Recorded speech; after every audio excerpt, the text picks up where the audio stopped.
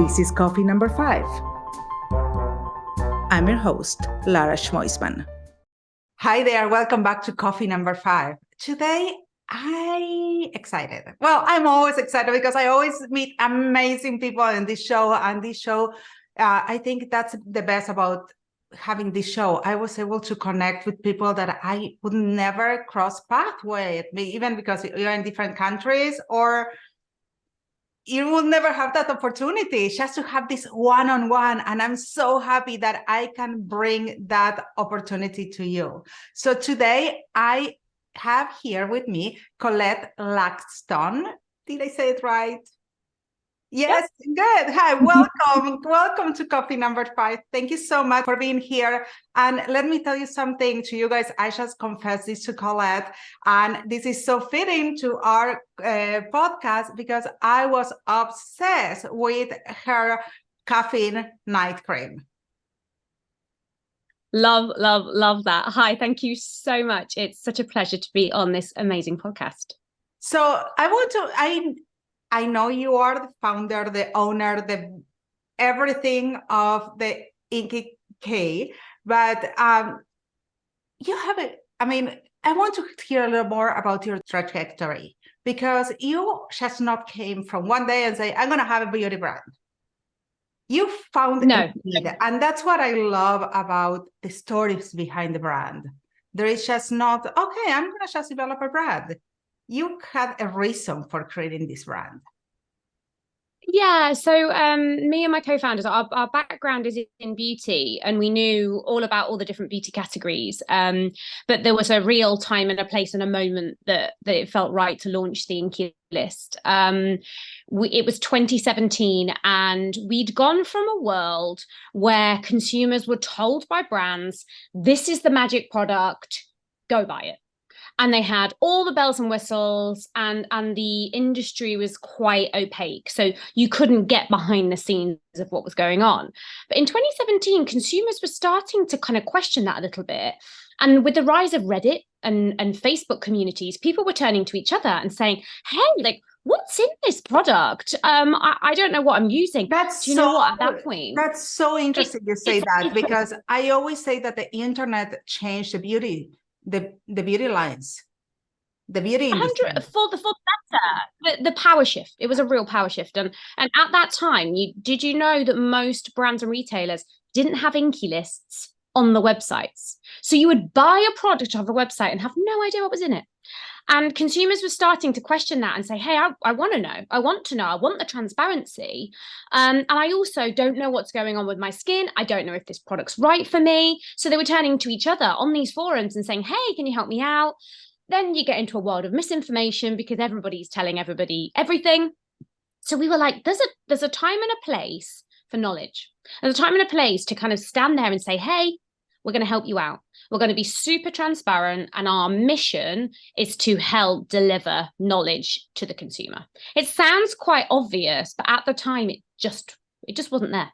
No, it wasn't. And you're completely right. At that time is when people start, well, we had forums, we had Reddit, as you say, Facebook. So they start being a dual communication. Before that, people will put an ad. If you like it, try it. And then we will not hear the customer as loud as we start hearing them. Which is great. Really, really great. So yeah, so that was our moment. It's great, but also you hear the complaints and the things that people don't like. And it's also how you address them. 100%. I would say within... So when you do packaging runs, so when you launch a product, you do the first run of products. Our first 3 runs, we changed the wording on packaging every single time, because what you think is right, it might not land with the consumer. Absolutely. It might be that, oh, this is perfect. This is exactly, we were trying to simplify skincare. The whole premise of INKEY is to spread the beauty of knowledge and simplify the world of skincare. We were like, we've nailed it. We've been really clear on what retinol is. And then someone messaged us saying, I don't understand your packaging. And you're like, hey, but actually the most powerful thing is so clear.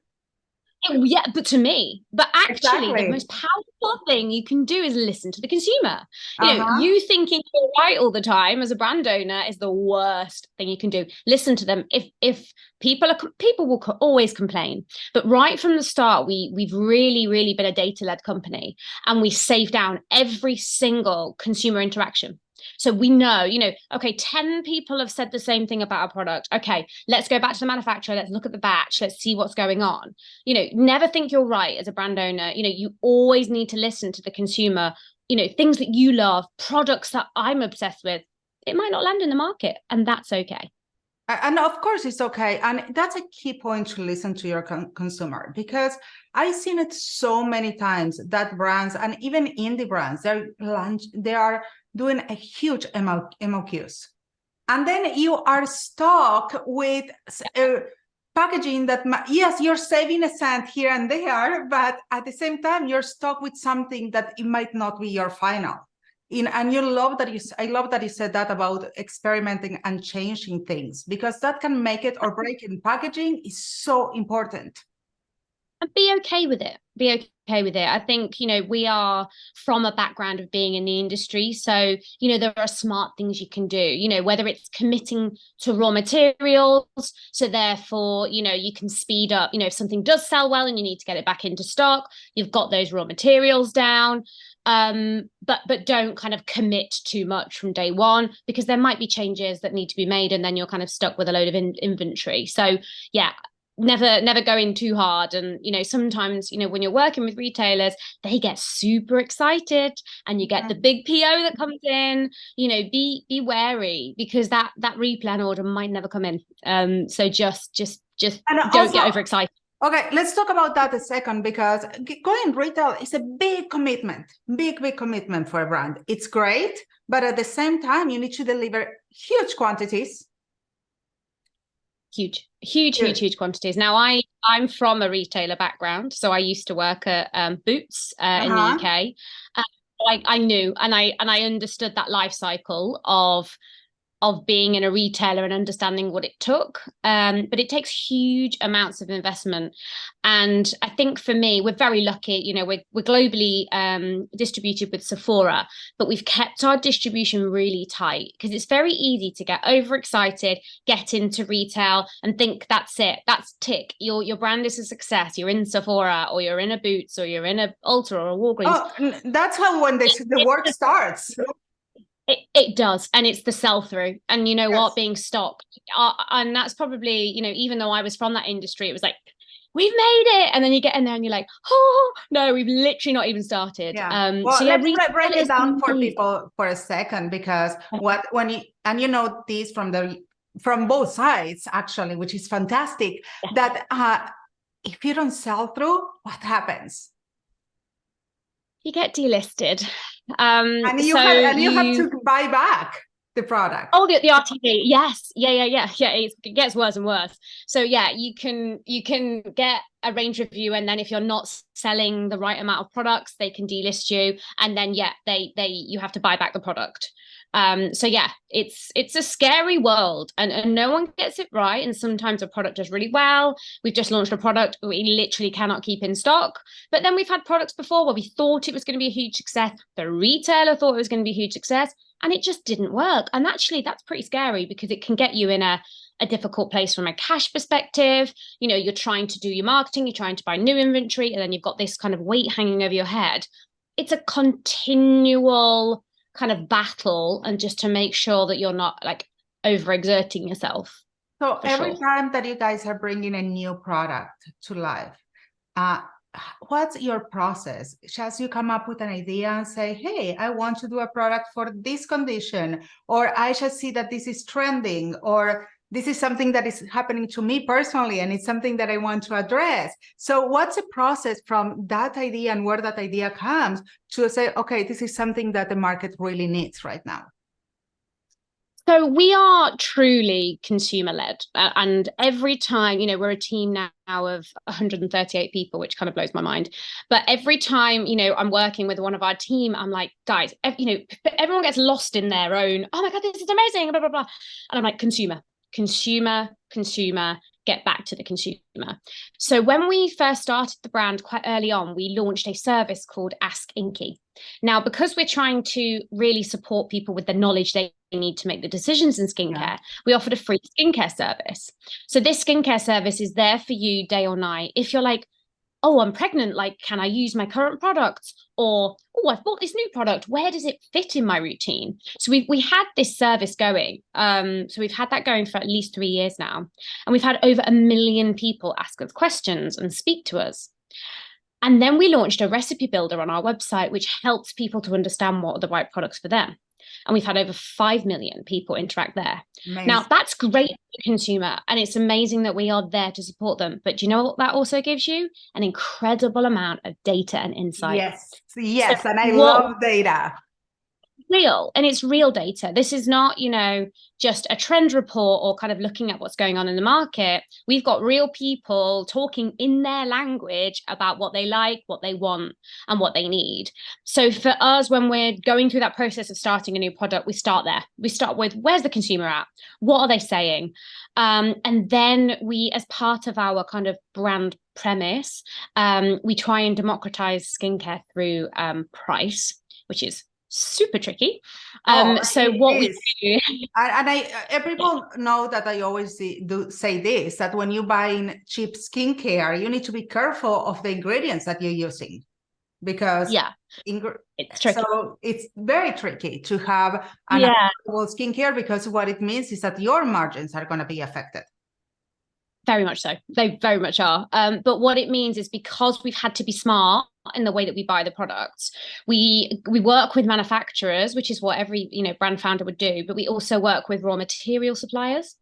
Now, by going up the chain, you are seeing new technologies earlier. You're seeing new ingredients and actives that are coming through. So we tend to marry all the really interesting stuff that's going on within the industry and with the raw material suppliers, marry that with the consumer insights we're seeing, and then hopefully that's when you get that magic of a product that's innovative. But guess what? It's actually valuable for the consumer, because there's so many products that just launch that are, oh, cool, it's fun, it's innovation, it's cool, go buy it.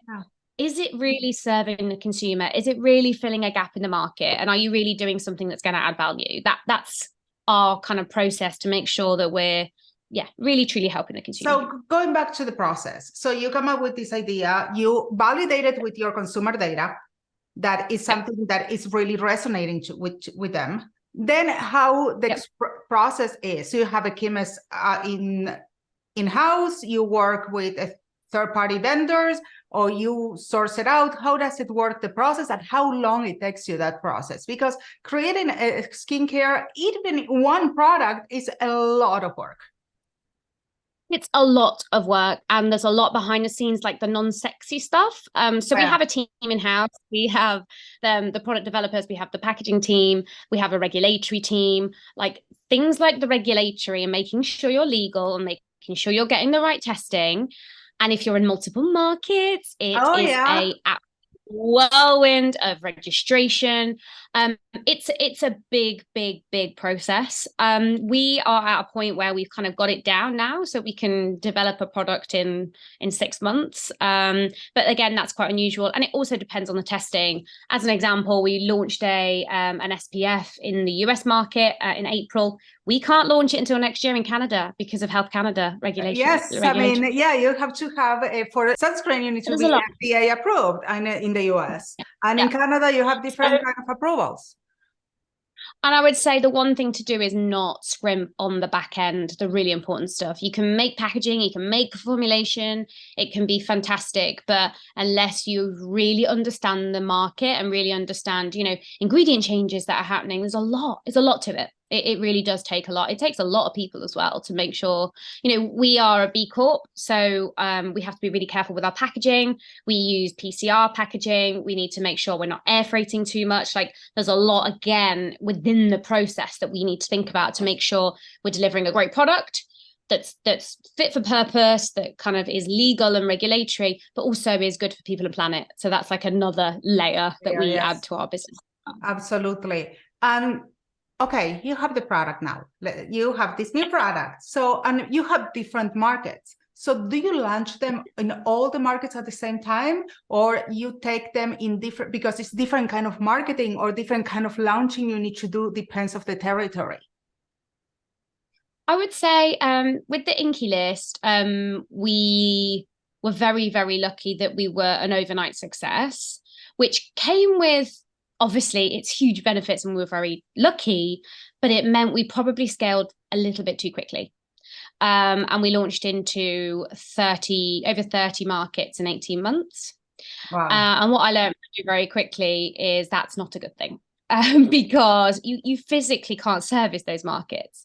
You really need to treat each market individually. And at the INKEY List, we try to make ingredients simple and educate the consumer. But the way you educate a consumer is very different in different markets. And the way they like to be communicated and spoken to is completely different. So from a product launch perspective, in general, we try to do a global launch, mainly because it's bang for your buck, right? Especially on mediums like TikTok, that is global. And if you're talking about your product and hitting those big channels, it does have a global perspective. And if you work with particular influencers, they have a global reach. However, it's really tough. Like right now, I'm on a tour of the US. We launched a new tripeptide plumping lip balm last week. So I'm on a tour of the US, North America. So I've been in 3 different places in 4 days. But at the same time, I've got to get back because we're launching in Paris, and Germany want us to go over and then to go and see Scandinavia. So there's only one of you. And actually, it's really difficult to serve all of those markets and give them the love that they require when you launch a product, because it's a lot of work. I'm fascinated by what you just mentioned about creating content for each one of the markets, because you can get lost in translation so easily. I always 100%. say that, I mean, for me, I had to learn English in this country, but it's not only learn English, it's about learn the sayings, the expressions, how you communicate. And at the beginning, I remember I was trying to translate sayings from Spanish to English, and they didn't make sense at all. Yeah, no, that is absolutely right. And even we're a UK brand, and for me, North America to the UK, it feels culturally quite similar. It is not. And some of the things we say in the UK, our US team are laughing their heads off. They're like, guys, you can't say that. And we're like, oh, does that not mean the same thing? So yeah, being very aware of your marketing and localization, language. Yeah. Oh my goodness, Thanks God we have the internet, and now we have a lot of geolocation, and you're able to adapt those campaigns to the country. Yeah. But do you know what? It is a lot of work if you want to do it properly. So as an example, Germany is a massive market for us. And what we were doing is we were localizing content. So we were doing German content and making sure that we were really hitting the point. And then we were sending them to a UK website. And you were losing them because they were loving, oh, okay, interesting, sounds really.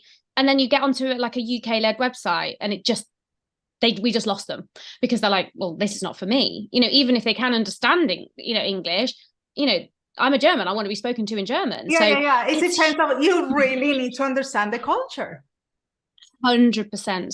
So being in 30 plus countries, we are on a huge learning journey. That is for sure.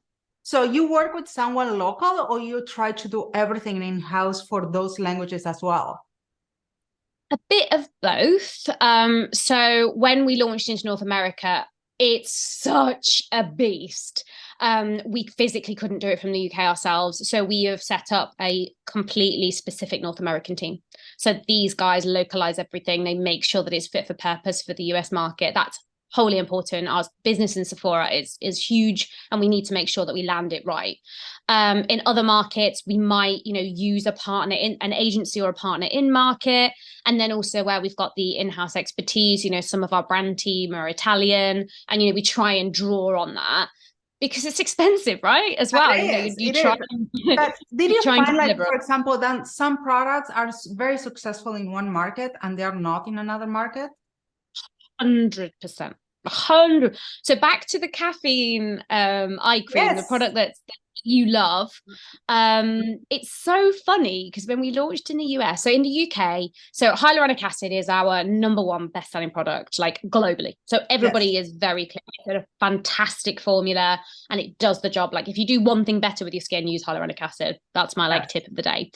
But when we launched in the US, the caffeine eye cream went bonkers. And we were like, that's so interesting because in the UK, it wasn't that big. And yet, our Southeast Asian market is a completely different subset of products that do really well. So, really focusing on like antioxidant, the vitamin C, Q10, those products work really well in the Southeast Asian market. It's fascinating by market, the different products and the different levels of skincare. Like the Nordics are the most advanced skincare markets ever. I couldn't believe it. When we went to visit them, they were like miles ahead of where we are. They really all take care of their skin. They all go to dermatologists at a young age. It was fascinating to me. I love that. I love that because it's something that I'm obsessed with, that at least once a year you have to have your skin check. And it's something that culturally we're not taught to do that. And Absolutely not. it's like more my generation, X Gen, we never did that. We were exposed to the sun. So we are learning late and trying to reverse the damage, which is not that easy. It's really, really not. I was telling someone the other day, I've never told anyone this, Lara. I was telling a friend the other day, my family had, and it was funny because we didn't have much money at all growing up, but I think having a tan was so important to us. You know, we were working class people in the UK, and having a tan was like a real thing. And my parents had a tanning bed that went over the top of their bed at home. And age 11, they would allow me to go on the sunbed. Oh my Like, God. Well, I'm from Argentina and getting really, really dark. Like it's completely fashionable. mm, And but mm, I know people that they spend 8 hours on the sun and when they are like 100 degrees centigrades or 40 degrees, no, 100 Fahrenheit, 40 yeah. centigrades. And it's Wow. hours and hours. Wow. On top of that, Yeah. we used to put oil on our skin so we can get a little more fried. It's crazy. So I'm at the point where I'm reversing, you know, obviously, you know, being in skincare, I'm, you know, understand the right kind of products for hyperpigmentation, but I do have dark spots because you know, so young, I was so exposed to the sun. But yeah, I've never told anyone that story, so I'm Oh, sure my thank you mum for will be. sharing. Yes, but yeah, I'm shocked. I mean, we culturally, I think things are changing also because the global climate is changing, and that's why education is so easy. And to me, even the small education about in skincare is: do you wash your face every day? Because there's so many people that they don't wash their face. So everything starts with You something know what? simple. So simple. And you know, we've launched some really innovative ingredients in the INKEY List. Our polyglutamic acid is, you know, an amazing ingredient. Our tranexamic acid. We've got some really cool, innovative, you know, very early to market ingredients. But you know what? That is so interesting that you say that, Lara, because Mark and I, our first thing is, are you washing your face properly? Because Yeah. you can use all these crazy, gorgeous actives and ingredients and do 10-step routines. If you're not taking your makeup off at night and washing your face properly, don't bother. You know, the skincare basics. And for me, the INKEY List is sole purpose is to kind of take it back to basics Yeah. and say, guys, let's get the basics right. Let's make sure you are cleaning your skin. Let's make sure you're hydrating and putting SPF on. Like, let's just take it down. Let's get the education I so have everybody's on. I have a question for you, and I don't know if there is right or wrong about this because it's something that I'm quizzing myself all the time. It's primer should be part of makeup or is part of skincare? Super interesting. Super interesting because I'm really seeing a lot of hybrid now. And I actually really like it because I feel like the old way of go and buy your skincare here and then go and buy your makeup here feels crazy because it's the same face and Yeah, you're but doing it to at me, the same if you don't time. use primer, it's like you ruin everything you're doing. You're not protecting your skin. All the skin care that you do, and then you put all that makeup, you're messing it I up. feel like I need to send you our new SPF. Oh yeah, I want. So So this is the polyglutamic SPF, and the brilliance of this and the reason why we launched this is we wanted to protect the skin, but also for that exact reason, you want to prime the skin because SPF goes on last before your makeup. Yes. So this works to prime the skin as well as protect it. Oh, I So love that's that. Because this is something that I'm always like, I use primer because I think it's really important, but I'm always questioning myself why primer is part of a makeup line and not skincare. Well, you've got it all in one there. I'll send you it. Yeah, please do. And to all of you guys to try it. I mean, she answered my question. Colette answered my question that I've been asking this question for a long time. And I ask my team all the time because I don't have the right answer. And I think that the ingredients of a primer is a lot more skincare market. Yeah. There you go. So what other crossovers do you see with the makeup world?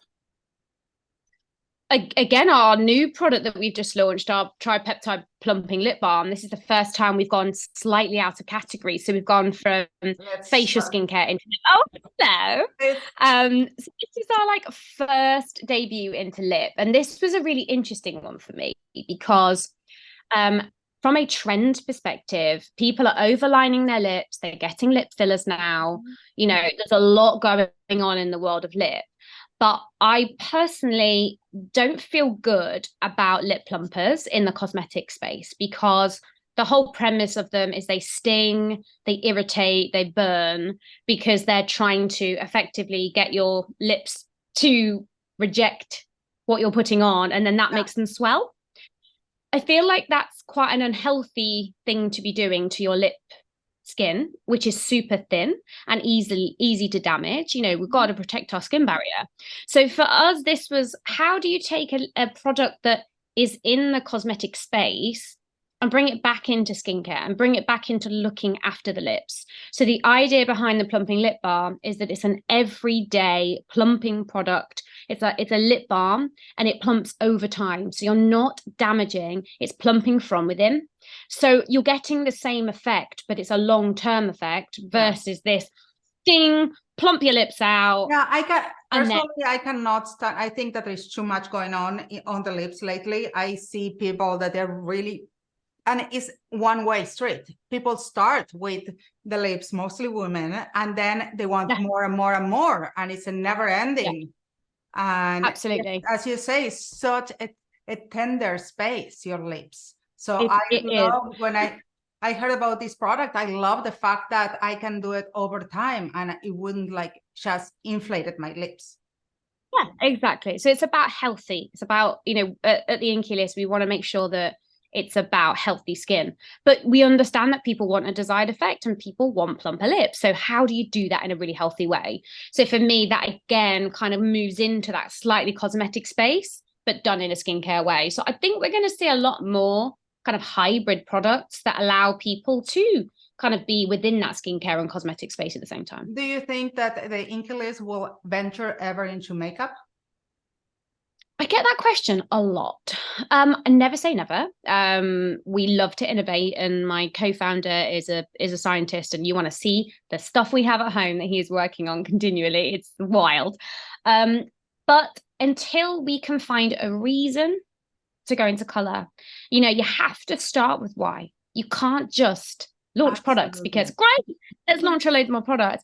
And if we're about education and supporting people with their skin, I can't yet see why we would add value to the cosmetics category, because I don't want to. Something really important here from the marketing standpoint. You have a very loyal customer. So if you're going to introduce some kind of products, you don't want to disappoint them. You need to make sure, like, you need to make sure that it's really, this line is really connecting with the same audience. Otherwise, you create another brand. Absolutely. Yeah, I'll never say never. And, you know, who knows, you know, you might in a couple of years be like, you to cosmetics. But yeah, now, like, there's a lot of brands and products out there. I don't think I can add anything genuinely valuable that's not already out there, honestly. How do you feel about this industry, the beauty industry, that a lot of people say that is oversaturated, but there's always room for one more product if you do something different? And that's it. you know, I have no problem with new things launching. And, you know, do you know what I love? I love where people disrupt categories. And that's what we tried to do when we launched the INKEY List, you know, taking that insight of the Reddit and people being confused about their skin and, you know, finding a way to support them. I love it when brands do really cool things and change categories. I just saw a very interesting laundry brand that just launched in the UK and has like very luxury fragrance. They've gone into like from a fragrance perspective into the laundry space in a really cool way. And I just thought, you know what, that's really cool because a lot of us are just using, you know, our basic laundry. I thought that's really an interesting way to disrupt the category. But what I don't enjoy is just like product after product, brand after brand that have no real meaning and have no real. Yeah, when there is not a reason for it, or there is not a unique ingredient or something that will make them stand out from the rest, because it's going to be, actually, I feel sad when I see brands like that, because I see that it's going to be really difficult for them to compete unless you have a huge backing 100%. And an investor that you can put tons of money in advertising. It's impossible to compete, to make the difference. It is. But there's always gaps though, you know, even in a good example, we launched some products last year and we've wanted to launch an azelaic acid for a very long time. It's an incredible ingredient, azelaic acid. But for me, there was still a gap in the market because most azelaic acids on the market do the job really well of reducing redness. Mm-hmm. It's honestly an insanely amazing ingredient. But a lot of the products that were out there didn't layer well with skincare or makeup. So therefore, if you are a person that suffers rosacea or redness, you are then having to treat it, but then not be able to cover it. Now, for people that have rosacea, the first thing they want to do is cover it. Cover it, yeah. So well, but I love that you found the challenge and you went and you perfection it. And that's what I feel like you're doing the difference, and you feel the gap and you're filling the gap.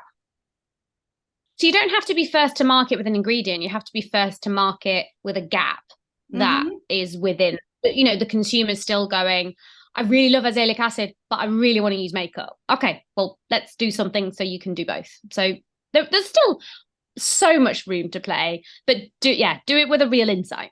So did you have the experience that you had to retire a product from the market because it was something that you say that it's why? Because it wasn't selling, because it wasn't the right product, because it evolved? So I'll give you two examples of products that we discontinued. As you can probably tell, Lara, I'm a bit too honest. I will always tell you the real truth. I'm as transparent. We always say we're as black and white as our packs. So I'll tell you the honest truth. So one product was snow mushroom. So we launched a snow mushroom moisturizer. Okay. Oh my goodness. One of my favorite ever products. It's phenomenal. Really gorgeous. And you know what? I was at an influencer dinner the other night and someone said, where's your snow mushroom? It's the best product I've ever tried. What was really interesting is for those beauty junkies fanatics, they loved it. Snow mushroom is such a fantastic ingredient, but for us as a brand, didn't work well. So people love technology and innovation from us, but this was much more of a natural, softer ingredient, and it just didn't sell. People that love it adore it, but actually, you know, the main breadth of an INKEY customer just wasn't interested. Well, and like we were talking before, this is a business. So at the end of the day, your products need to sell. Otherwise, what do you do? Absolutely.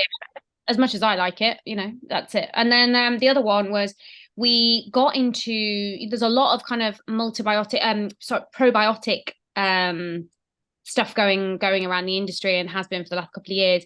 So we launched a product called a multibiotic moisturizer, which was pre and postbiotic. We were too early.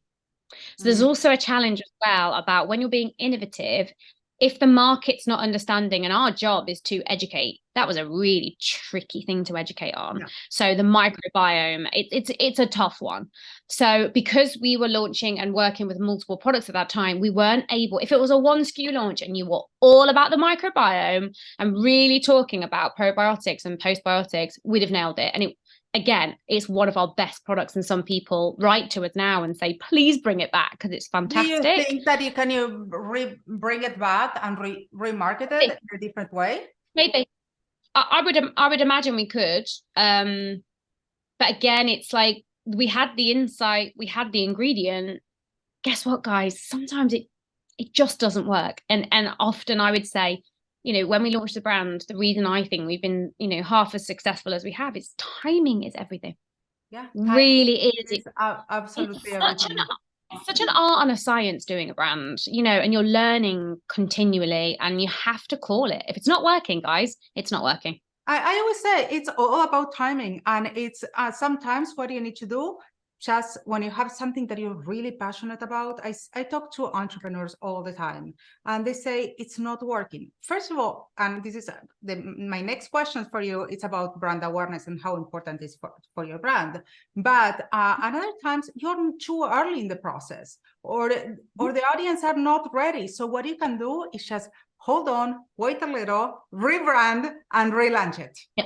You don't have to Absolutely. give up if you really believe in your product. No, absolutely. I think yeah, I think timing is everything. And from a marketing perspective, and oh my goodness, I'm exhausted. The last 5 years of like the marketing space, like, you know, I've been in marketing for 20 years now.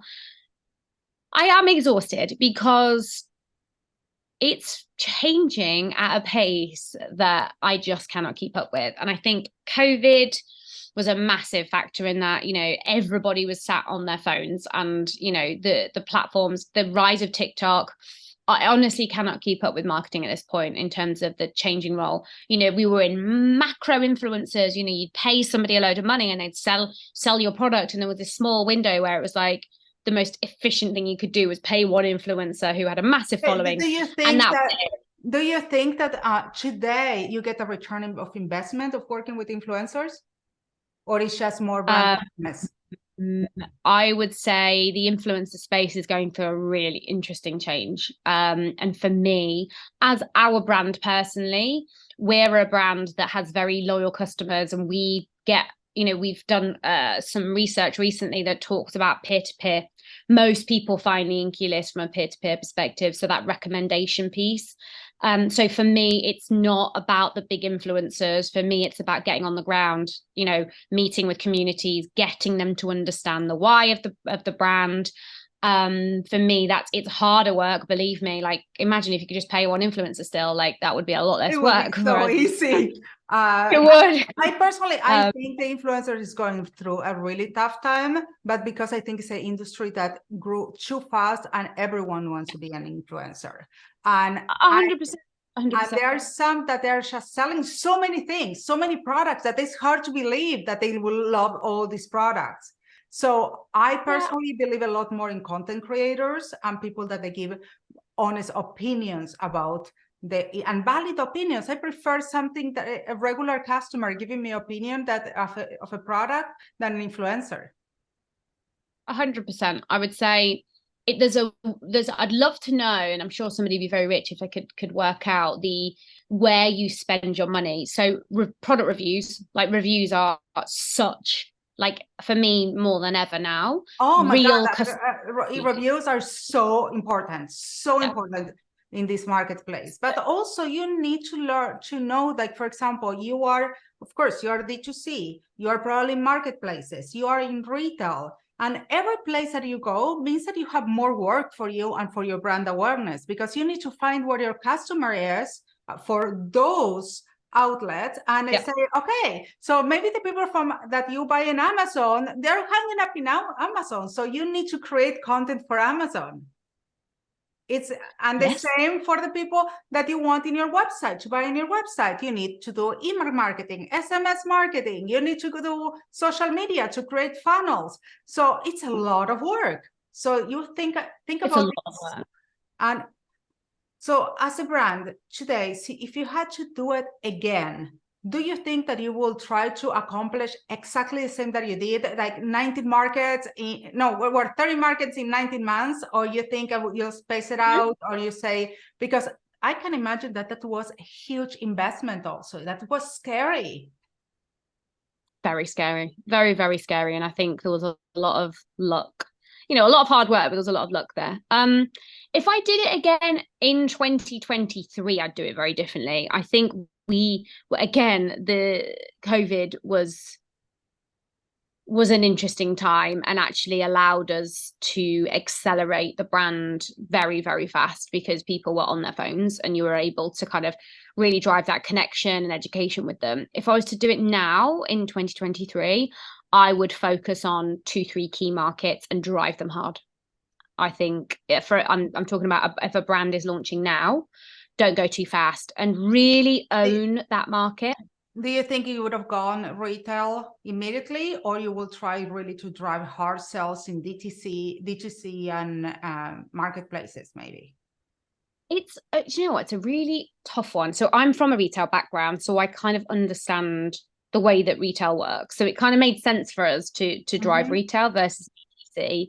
DTC's there's the pros and cons, right? Retail is tough, it's expensive, and they can spit you out as quickly as they scoop you up. However, what retailers have is presence. So what you effectively get is a lot of support and brand awareness through them. Yes. Whereas if you're DTC only, it's quite hard to really push through because it's just you and your little website, and how are you getting the word out there? So unless you have incredible marketers that can really, really drive that machine and can kind of acquire customers cheaply and efficiently, it's tough. For me, I would say it would be tough to drive a brand. So there's no right answer. I would say try to maybe find smaller retailers that maybe will like take you under their wing and look after you. So you're not kind of exposed to the big retailer, but they're also coaching you along that journey of the things that you need to do. To do like a step by step and not trying to grow immediately, because it's not only risky. I mean, there are a lot of small brands that they don't have the budget to go into big retailers. No, we didn't, but we said yes and found a way. So when the big boys came knocking and they said, you know, we wanted to stock you, we were like, yeah, cool, fantastic, we're there. We took the PO and then we went, right, we need more investment. I wouldn't recommend that. That was quite a stressful. Well, and also it's a very different time in the world right now. The requirements from retail have changed since then. Oh, yes. So probably for better. I think we were probably a little too risk takers. Well, you did well, though. Thank you. Well, the risk paid off in the end. Well, congratulations to all the success. I love your products.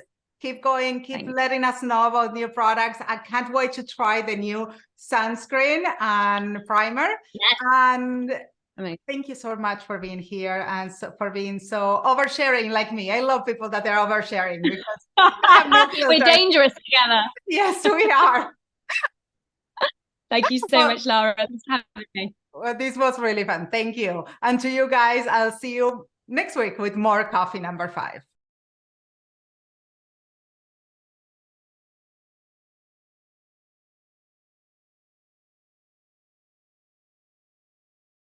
Find everything you need at laraschmoisman.com or in the episode notes right below.